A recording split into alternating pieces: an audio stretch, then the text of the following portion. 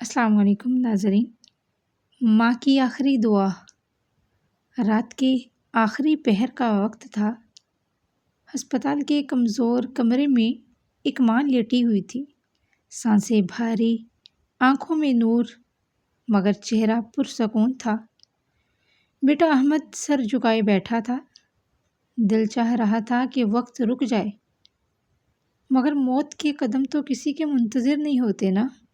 ماں نے آہستہ سے کہا، بیٹا یاد رکھنا، رزق کم یا زیادہ ہو مگر حلال ہونا چاہیے۔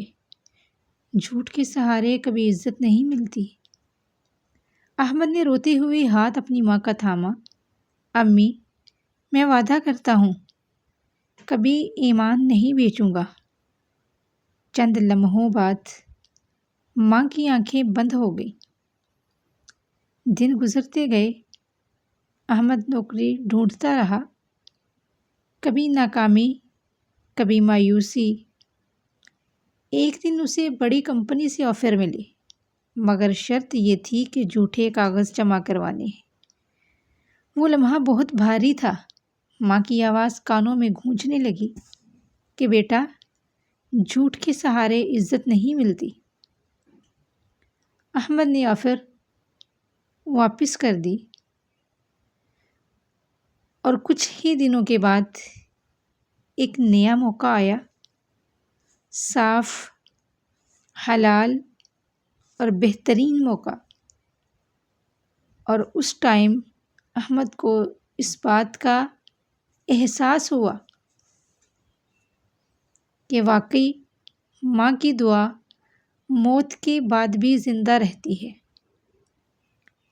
ماں کا جسم مٹی میں جاتا ہے، مگر اس کی نصیحت دل میں جڑ پکڑ لیتی ہے، اور وہ جڑ جو کہ کبھی بھی سوکھتی نہیں ہے۔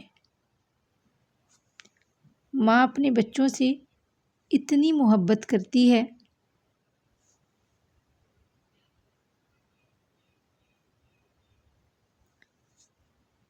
جب ماں کی آنکھیں ہمیشہ کے لیے بند ہو گئی تو کمرے میں ایک خاموشی چھا گئی، مگر وہ خاموشی بھی جسے دعاؤں کی گونج سے بھری تھی۔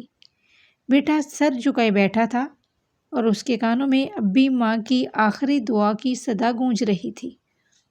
اللہ تمہیں سنبھالے میرے لال، جہاں بھی رہو تمہارے قدموں سے خیر نکلے۔